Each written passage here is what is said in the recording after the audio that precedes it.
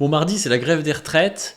On va en parler un petit peu, voir quelle approche nous semble le plus profitable pour cette grève. Je pense que vous avez un peu suivi au niveau de la réforme, de ce qui se passe, donc je répète pas tout. La retraite à 64 ans, la plupart des gens qui sont pas contents, tout ça. Là, on va lire un article de Frustration Magazine, donc le magazine de Nicolas Framont, sur justement la réforme des retraites et puis les grèves. C'est un article qui date de début février, 2 février, et donc on va le lire et le commenter. Retraite pour un gilet jaune salarial, ça s'appelle. Dans un sondage publié le 1er février 2023, le lendemain de la deuxième journée de mobilisation contre la réforme des retraites, on apprenait que plus de 60% des Français sont en faveur du blocage du pays. Ça, c'est important. Déjà, c'est important parce que quand on a les Français qui sont contre nous et qui disent « ouais, ils font chier les retraités », c'est très compliqué. On imaginait des syndicats chauds bouillants face à cette vague de soutien, y compris pour des actions dures, qui donnent un autre aperçu de l'état d'opinion que le micro-trottoir sur le quai de la gare Montparnasse un jour de vacances ou du boulanger de La Rochelle. Et pourtant, nous revoilà avec des journées de mobilisation éparpillées pour permettre aux capitalistes et au gouvernement d'anticiper et de s'adapter au mieux, des promenades le samedi. L'urgence est telle, le coût humain de notre passivité sera si élevé qu'on ne peut plus perdre de temps à attendre de savoir quels seront les ordres des organisations traditionnelles. Nous ne pouvons plus nous en remettre passivement à leur stratégie dont les résultats parlent d'eux-mêmes, défaite sociale sur défaite sociale. Depuis des décennies, un gouvernement aujourd'hui peu inquiet de son bon droit. C'est vrai que ça, là, ils questionnent un peu, ils appellent promenade par exemple les manifestations. C'est vrai que les manifestations, des fois, on se demande à quoi ça sert. Hein. Enfin, des fois, je vais en manif, tu es là, tu marches, ça se passe bien, tu rentres. Bon, ouais, ok, c'est vraiment. Est-ce que c'est un truc aussi puissant que ça, je sais pas quoi. Et c'est vrai que ce truc de faire une manif de temps en temps, depuis des décennies, ça n'a pas marché tant que ça. Mais alors, et c'est la question que beaucoup de lectrices et lecteurs nous ont posée en réaction à nos critiques amicales de la stratégie, à notre sens peu efficace de l'intersyndicale, que faire ? Voici les éléments de réponse que nous proposons. Que faire, c'est vraiment la question léniniste. Hein, j'aime bien, enfin c'est pragmatique, que faire quoi. C'est pas un truc de branlette intellectuelle quoi. J'appelle ça des randonnées pédestres avec balises, nous dit Adrastésis. Je suis d'accord. Massifier ne sert presque à rien. C'est le mot d'ordre de beaucoup de syndicats. Il faudrait convaincre, massifier. Nous étions 2 millions la première journée, ça n'a rien changé. Et c'est parce que nous étions pas assez nombreux. Nous étions 2,8 millions cette fois. Ah, ils ont vu ce qu'ils ont vu. Et en plus de ça, ça s'est passé dans le calme. Il faudrait penser à remercier le préfet. Ah tiens, c'est étrange, ça n'a toujours pas convaincu le gouvernement et les macronistes qui continuent de nous rire au nez. C'est que nous n'étions pas assez nombreux, il faudrait encore plus la prochaine fois. Et puis d'ailleurs, il faudrait être majoritaire. Peut-être que quand nous serons 64 millions dans les rues, le gouvernement nous écoutera. Eh bien non, il ne nous écoutera pas. Il ne le fera jamais. Car il n'a aucune raison de le faire. Le gouvernement a bien des défauts, mais pas celui d'être analphabète. Il sait lire comme vous les sondages. Il sait que personne ne veut de sa réforme pourrie, il s'en fout. Car nous sommes dans une drôle de démocratie où notre seul pouvoir se limite à élire tous les 5 ans le nouveau favori de la bourgeoisie pour faire toujours les mêmes réformes antisociales. Et il a dans un sens raison, car, et c'est d'ailleurs un des arguments de la Macronie, en 5ème République, gouverner contre l'avis de la majorité des citoyens n'a rien de bizarre, n'a rien d'anticonstitutionnel, c'est parfaitement normal, c'est parfaitement légal. Ce qui devrait amener à faire des connexions logiques que beaucoup font déjà, que les gilets jaunes faisaient déjà. Mais ouais, non mais ça c'est vrai que c'est hallucinant quoi. On est dans un pays où t'as des choses, on appelle démocratie un pays où des réformes antidémocratiques peuvent passer comme ça, on appelle ça du courage en politique quoi. C'est du courage de taper sur les pauvres et puis de faire quelque chose dont personne ne veut quoi. Nous sommes donc dans une situation assez triste où une partie de notre bureaucratie syndicale, plutôt que de faire son travail de mobilisation et d'organisation stratégique, défend et s'enfonce dans des impasses en se focalisant sur des objectifs. Convaincre, faire entendre le mécontentement. 2 objectifs qui passent à côté de ce qui doit être à nous toutes et tous notre but principal, créer un rapport de force à même de faire plier ceux qui veulent nous faire crever au travail. Bah ouais, parce que c'est vrai que là, si on était 4 millions, qu'est-ce que ça changerait ? Et je dis même l'inverse. Si on était 800 000, qu'est-ce que ça change ? Enfin, dans tous les cas, on sait que cette réforme est antidémocratique. Qu'on soit 800 000 ou 4 millions, ça ne change rien. Et le gouvernement, ça ne lui change pas grand-chose. Par contre, on a bien vu que quand les gilets jaunes, ça chauffait et que Macron avait l'hélico dans le jardin et tout, en se disant que ça pourrait mal tourner. Là, il y a eu 100 € de donnés, il y a eu des trucs. Là, ça devrait faire un rapport de force comme ça, mais en pire, quoi. Quelque chose qui fasse vraiment peur. Car qui risque-t-il exactement à convaincre ? Dans une démocratie qu'on imaginait normale, le fait qu'une large majorité soit opposée à une loi ou une réforme devrait suffire à ce que celle-ci ne soit pas adoptée. Il reste entre 10% et 30% des Français favorables à la réforme. Ça tombe bien, c'est à peu près à ça qu'on peut ramener les franges bourgeoises et sous-bourgeoises de France. Et donc, à peu près l'électorat macroniste. En quoi cela est-il censé nous surprendre? En supposant que cela ne soit pas perdu d'avance, pourquoi devrions-nous gâcher notre temps précieux, notre énergie à les convaincre? Qu'est-ce que nous cherchons à prouver? Qu'est-ce que cela changera? Si nous sommes 82% au lieu de 71% de Français à être contre, le gouvernement se mettra-t-il subitement à nous considérer? Non, le gouvernement il se mettra à nous considérer le jour où il y aura Geoffroy Roux de Bézieux, le président du MEDEF, qui dira arrête tes conneries, la grève coûte beaucoup trop d'argent, il faut arrêter. En plus, cette grève, elle n'était pas forcément voulue par le MEDEF. C'est vraiment une grève qui est assez idéologique, quoi. Donc si elle fait perdre trop d'argent au patronat, là il y aura un rapport de force. Mais pour l'instant, c'est pas en marchant dans la rue qu'il y aura un rapport de force, quoi. Arrêtons de chercher à convaincre, réfléchissons ensemble à comment être efficace. Il n'y a plus personne à convaincre. Nous sommes toutes et tous convaincus. Nous n'avons même pas besoin d'arguments d'énarques sur l'état des caisses ou des courbes sur les 25 prochaines années. Nous savons, nous voyons qu'il y a du fric partout, que les bourgeois se goinfrent et que nos conditions de travail se dégradent, que le gouvernement ment tout le temps, et par-dessus tout, nous n'avons pas envie de travailler plus. Arrêtons de chercher à convaincre, réfléchissons ensemble à comment être efficace. C'est ça la question, que faire? Et vous savez ce qui n'est pas efficace? Exprimer notre colère dans de grandes manifestations pacifiques. La preuve, ils le répètent tels des perroquets sur toutes les matinales. Ils vous ont entendu. Ah, top, et du coup rien. Ils ont entendu, ils vous comprennent, mais ils s'en foutent royalement. C'est mieux dit, mais l'idée générale est le gros chialeur a fait son caca nerveux, il va se calmer, il aura quand même sa piqûre, c'est pour son bien. Chercher à convaincre une population déjà convaincue n'est déjà pas très utile, mais alors chercher à convaincre les auteurs même de la réforme, compter sur l'empathie de la même bande qui mutilait, emprisonnait et nucléait les gilets jaunes, c'est au mieux de la naïveté et c'est au pire plus probablement de la bêtise complice. Nous ne devons pas convaincre, nous devons contraindre. Nous ne devons pas exprimer, nous devons agir. Quémander l'attention et la pitié de nos maîtres ne nous vaudra que quelques coups de cravache en plus sur le museau et l'humiliation en prime. À la gauche radicale, les réflexions sont beaucoup plus poussées et vont clairement dans le bon sens. On pourrait toutefois interroger l'appel systématique et mythique à la grève générale et interroger son utilité réelle, admettons-le, dans une économie en partie tertiarisée, numérisée, bullshitisée.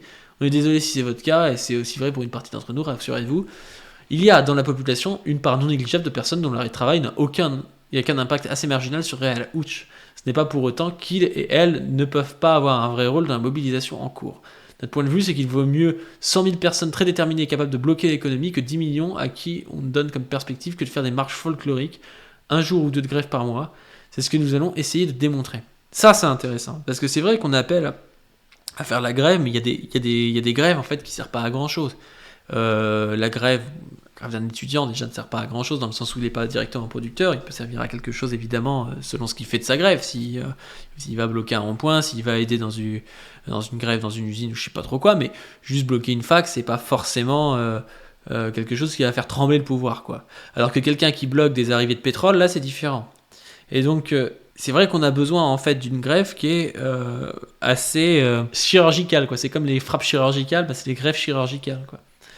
Ça veut pas dire que les gens qui sont dans des bullshit jobs ne doivent pas aider, mais ils peuvent aider aussi différemment en fait qu'en faisant une grève directe. Quémander l'attention et la pitié de notre maître ne nous vaudra que quelques coups de cravache en plus sur le museau, l'humiliation en prime. Ça on l'a déjà lu. Bloquons l'économie, tapons la bourgeoisie au porte-monnaie. Mais alors, frustration, t'es bien gentil. Mais s'il y avait des solutions miracles, peut-être qu'il y aurait déjà pensé nos professionnels du militantisme.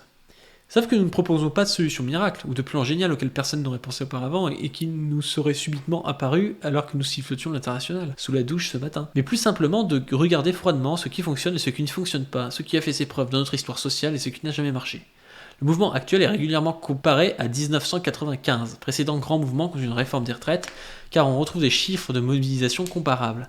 Mais la comparaison s'arrête là, car en 1995, on ne parle pas de quelques journées de grève éparpillées, et par conséquent inoffensives, on parle d'une paralysie totale de la France pendant 3 semaines.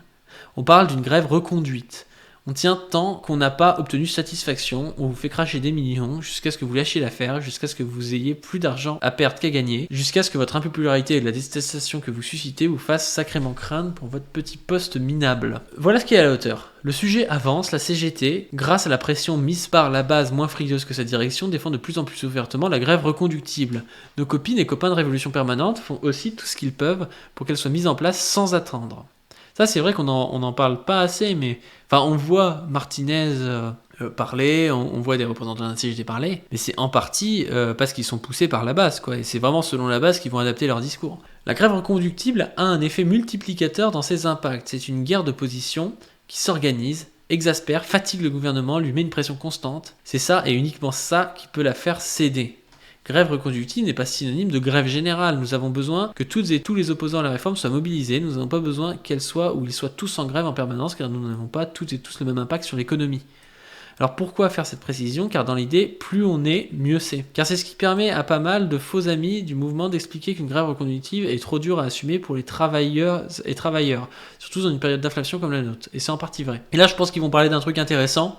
S'ils n'en parlent pas, on en parlera nous. C'est pourquoi il est plus intéressant que tous se mettent en grève, les professionnels clés des secteurs bloquants, avec les systèmes tournants, et que les secteurs secondaires viennent en aide aux premiers par divers moyens, le plus évident d'entre eux étant les caisses de grève pour assurer des pertes salariales les moins élevées possibles. Cotisons pour permettre à ceux qui ont un impact décisif de faire grève. Ça, c'est intéressant. C'est-à-dire qu'un type qui n'a pas une utilité incroyable parce que c'est, je sais pas, un administratif...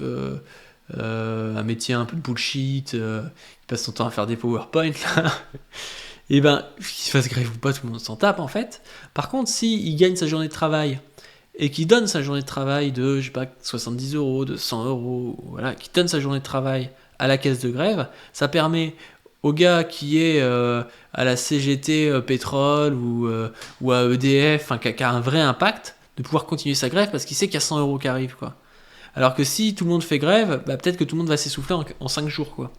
Donc c'est pour ça que cet article est assez intéressant pour le coup, je trouve.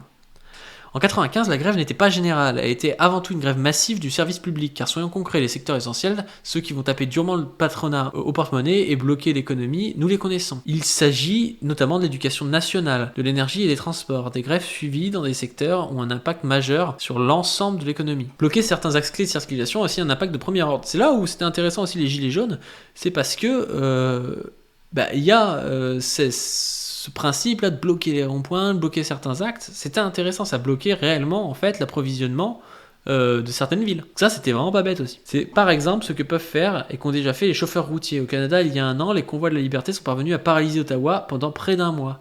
Voilà qui est inspirant. Bloquer l'économie, c'est se battre pour la grève reconductible dans les secteurs essentiels, soutenus par les autres via la cotisation, et par des actions de blocage concret, de désobéissance civile, empêchant la production et la circulation normale des marchandises. Arrêtons les marches, arrêtons le cirque, surprenons. Nos grandes marches traditionnelles et folkloriques, si elles ont le mérite d'être parfois joyeuses pour les plus sympathiques, ou de nous donner de l'adrénaline pour les plus sportives, de nous occuper le week-end avec une activité gratuite où nous pouvons retrouver nos amis, de nous procurer l'impression d'agir parfois à peu de frais. Non, on ne voit que peu d'impact. C'est vrai, ça a quasiment aucun impact en réalité. C'est parce que positionné sur des parcours déclarés et négociés en préfecture qui évitent les lieux de pouvoir et à Paris, dans des rues haussmanniennes pensées architecturalement pour pouvoir mater des rébellions. Elles n'ont qu'une portée symbolique qui n'intéresse finalement que celles et ceux qui y participent. Après, ça a l'intérêt des fois, les manifestations de pouvoir justement faire un peu du réseau, de se retrouver avec des syndicalistes, avec certains militants et tout, on rencontre des gens. Donc c'est pas non plus absolument acheté. Mais bon, ça pourrait être la même chose aussi dans des assemblées générales ou des trucs du genre. La marche a même cessé d'être une marche. Elle s'est transformée en pique-nique, en cirque, rien qu'un cirque avec les clowns et tout. Malcolm X, novembre 1963. Pour nous rendre encore plus puissants que nous le sommes déjà, certains ont l'obsession de vouloir que nos marches n'adviennent que le samedi. Manière de signifier que nous ne lutterons que le week-end et sans faire grève. Bah ouais, non mais c'est vrai que c'est cool à la fois de pouvoir faire des trucs le samedi pour ceux qui vont pas faire grève et du coup qui sont plus nombreux quand ils arrivent à la manifestation. Enfin, la manifestation peut être plus grande. Mais c'est vrai que c'est encore moins quelque chose qui gêne, parce que ça gêne pas la vie productive du pays. Parlant de la marche de Washington en 1963, le leader afro-américain Malcolm X disait « La marche a cessé d'être une marche. Elle s'est transformée en pique-nique, en cirque. Rien qu'un cirque avec les clowns et tout. Ils ont dit à ces noirs à quelle heure arriver en ville, comment venir, où s'arrêter, quels signes porter, quelles chansons chanter, quel discours ils pouvaient faire, quel discours ils ne pouvaient pas faire, et puis ils leur ont dit de sortir de la ville au coucher du soleil. Et chacun de cet hommes est sorti de la ville au coucher du soleil. C'était un cirque, un spectacle qui avait tué tout ce qu'Hollywood pourra jamais faire dans le genre la performance de l'année. Ce que dit assez éloquemment Malcolm X n'a pas beaucoup vieilli. C'est qu'une manifestation prévue, encadrée, contrôlée, anticipée par le pouvoir ne lui fait pas peur. Nous avons en France l'exemple de manifestations qui ont frayé sérieusement le pouvoir et qui ont permis à minima le retrait d'une loi. C'est le mouvement des Gilets jaunes. Manifestations sans concession, non déclarées, non affiliées, plurielles, à proximité des lieux de pouvoir. Ne rentrons plus chez nous, occupons. Parmi les traditions du militantisme folklorique, il y a les blocages de lycées, les occupations de fac. Encore un domaine que nous connaissons bien. Ces dernières ne sont pas dénuées d'intérêt et permettent de se former politiquement. Elles sont aussi l'occasion de s'épargner des cours parfois pénibles, de réfléchir à des graphes qui claquent, éventuellement de draguer, de tomber amoureux, de tromper l'ennui avec des AG et des ateliers interminables, de débattre pour celles et ceux qui aiment bien ça, de voir Frédéric Lordon en vrai à Tolbiac, de boire des canons avec des punks à chiens et des types un peu louches, bref, de changer le cours normal des choses. Mais comme toutes les traditions, celle-ci mérite d'être questionnée. Elle fait appel à un autre mythe que la grève générale, à celui de mai 68, où l'on s'est imaginé que la jeunesse étudiante, en particulier parisienne, pourrait servir d'avant-garde révolutionnaire. Ça, c'est très juste. Ça, c'est très très juste. On parle souvent de la formalisation des choses, de la mythification des choses sur cette chaîne. Et je vous dis, oui, il y a des valeurs qui sont formalisées, mais il y a aussi ce mythe-là de la grève, de la manifestation étudiante, de l'étudiant rebelle. Tout ça, mai 68, on l'a inculqué quoi un peu, et ça s'est vraiment formalisé. C'est-à-dire que c'était peut-être pas non plus totalement vrai en mai 68, mais c'était beaucoup plus vrai en mai 68. Et au fur et à mesure, ça a continué d'être fait par cette génération-là. Et c'est devenu un truc comme si le b.a.-ba en fait c'était des manifestations avec des étudiants rebelles qui allaient changer les choses, alors qu'en fait on voit bien depuis 60 ans que c'est devenu quelque chose d'assez vite quoi. Quel est concrètement pour le pouvoir, pour la bourgeoisie, l'impact réel de ces blocages, si ce n'est le plaisir non négligeable d'empêcher quelques faillots de droite de se rendre en cours en les entendant grogner « gneu bande de feignants ». Pourtant la jeunesse étudiante peut avoir un impact tout à fait significatif. Elle a la détermination, l'énergie, du temps, et pour partie un socle théorique utile, et souvent moins à perdre que d'autres catégories. Par ailleurs, la bourgeoisie est parfois un peu fébrile à l'idée de s'en prendre trop violemment à une partie de ses propres enfants. Il faut donc s'interroger sur ce qui est pertinent ou non de bloquer et d'occuper. Y a-t-il d'autres lieux où les étudiants peuvent agir avec davantage d'impact ? Bah oui, s'ils occupaient des axes stratégiques, s'ils occupaient des roues, des choses comme ça pourrait être intéressant. Les occupations d'axes stratégiques, de lieux de pouvoir, de conseils d'administration, de chantiers nocifs sont des pistes sérieuses. Un peu moins risquées, et avec de nombreux exemples récents, les occupations de places qui, malgré leur dimension, elles aussi, essentiellement symboliques, ont montré qu'elles pouvaient être des points névralgiques de soutien aux luttes, d'exaspération du pouvoir, voire le début de révolution. Oui, c'est vrai qu'il y a eu, par exemple, le mouvement de la place Maïdan, là, en Ukraine, enfin, il y a eu des choses comme ça, avec des occupations de places importantes, qui permettent aussi d'amener les médias là-dessus, parce que si vous occupez une place pendant quelques jours dans une grande ville, c'est pas rien quand même. Disons à nos élus ce que nous pensons de leurs réformes. Nos médias nous le disent. De nombreux députés sont de moins en moins chauds et sûrs de leur vote. La raison. Ils rentrent dans leur circo et sont interpellés. Encore une leçon. Les Gilets jaunes avaient d'ailleurs régulièrement dit leur insatisfaction directement aux élus. Alors n'hésitez pas à leur dire tout ce que vous pensez de la loi, qu'ils s'apprêtent à voter. Après tout cela est normal, ce sont nos représentants 1. Le site bien fait de l'Assemblée nationale vous permet de savoir quel député de votre circonscription, avec la possibilité de lui envoyer un mail. Une recherche Google vous permettra notamment de trouver sa permanence, son local, si vous souhaitez plutôt un rendez-vous ou organiser des rassemblements. D'accord, ça je savais même pas, donc c'est assez intéressant quand même d'avoir ces infos-là. Pouvoir alpaguer des mecs. Pour un gilet jaune salarial, soyons offensifs, imprévisibles et anti-hiérarchiques. Battons-nous contre le gouvernement, mais aussi contre la bourgeoisie. Il faut réitérer ce qui a fait la force des gilets jaunes, être offensif, imprévisible, furtif, difficilement identifiable, pousser toujours plus loin nos revendications, refuser les ordres des hiérarchies traditionnelles et arbitraires, tout en comprenant que l'adversaire n'est pas que Macron et le gouvernement, et par conséquent, en agissant pas seulement contre les symboles étatiques, mais aussi sur les lieux de travail et sur l'économique. C'est pourquoi nous appelons de nos vœux à un gilet jaune salarial, c'est-à-dire qui cible bien sûr le gouvernement et la Macronie, mais qui appréhende davantage la nécessité de faire pression sur la classe qui soutient Macron, la bourgeoisie et le patronat à tel point qu'elle y ait plus à perdre qu'à y gagner. Gilet jaune salarial aussi dans notre capacité à voir plus loin que le retrait de l'article 7 de la réforme. Tout comme les gilets jaunes ont su faire les liens et refuser de se limiter au retrait de la taxe carbone.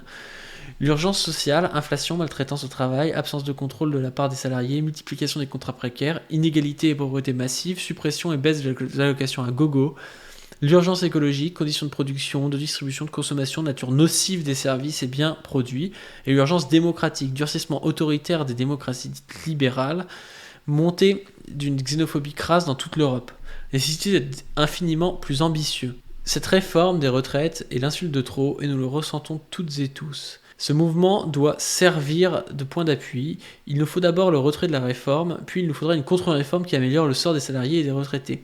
Puis il faudra continuer d'exiger alors toujours plus et toujours plus loin.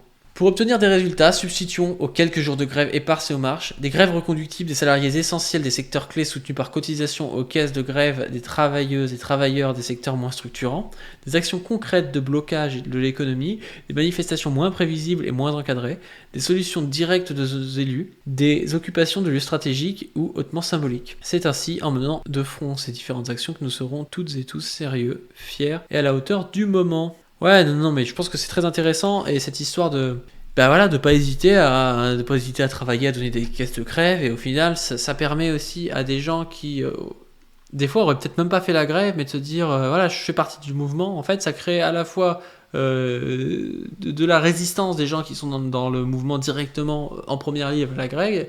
Et ça permet d'avoir des gens qui sont sur le front, en fait, et des gens qui sont à l'arrière et qui permettent aussi de donner des munitions au front, quoi.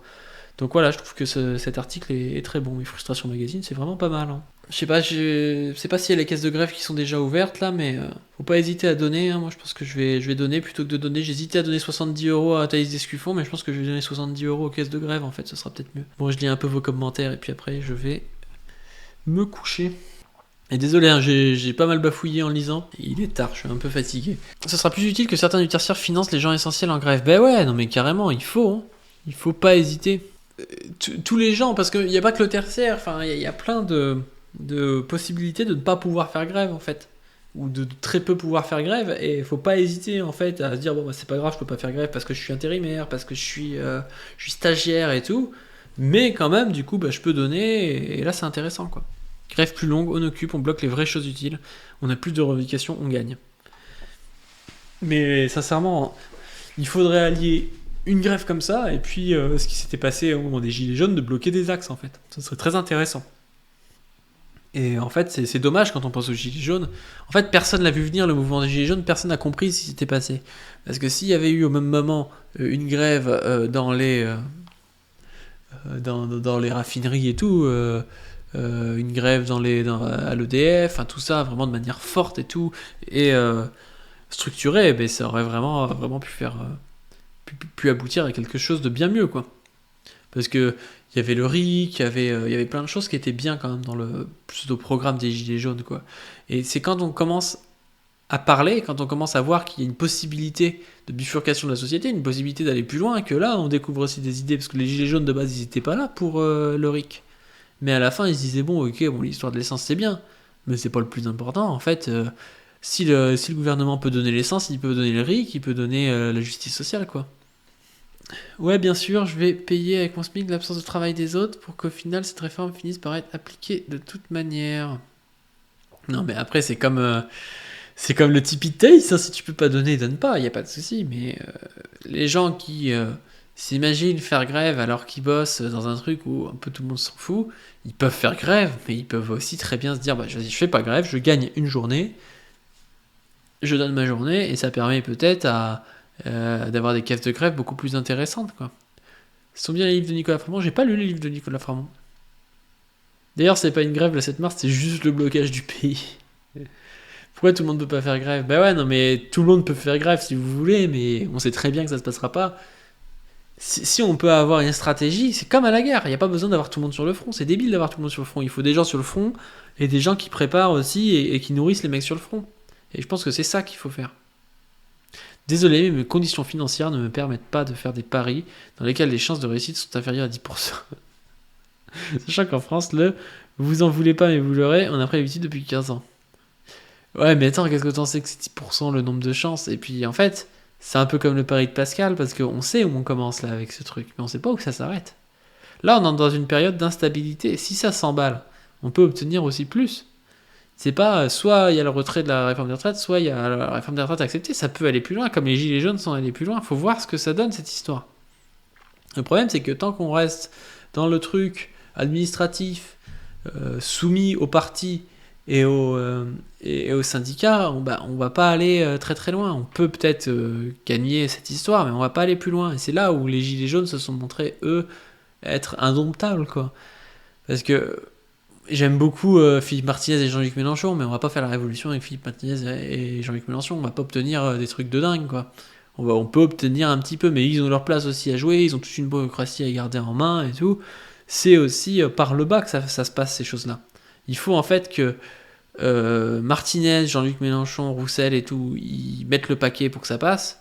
Il faut qu'ils soient débordés par la base, en fait. C'est comme ça qu'on obtiendra vraiment quelque chose, quoi. Le problème, c'est que même si on fait ça, ça sert à rien. Faire grève, ça compte dans les chiffres. Certains le font pas, ça fait paraître le mouvement perdre. Mais ouais, mais c'est ce que disent Frustration Magazine, là, les chiffres. C'est pas ce qui compte, en fait. Enfin, c'est pas tant les comptes tant les chiffres qui comptent, c'est qui fait grève, quoi. Il faut que ce soit les profs, il faut que ce soit les transports, il faut que ce soit les pétroliers, il faut que ce soit EDF. Une panne comme ça, là, ça provoque vraiment des gros problèmes. Alors que si t'as juste une grève de mecs qui sont stagiaires en management, je sais pas quoi, enfin bon, ok, ils compteront en plus, mais c'est pas très intéressant. Vaut mieux une grève de 2 mois des professions les plus importantes, puis une grève de 1 mois avec tout le monde, quoi. Mais ça ne passera pas. Ce qu'il faut, c'est déposer le système actuel. Dépasser le système actuel, peut-être.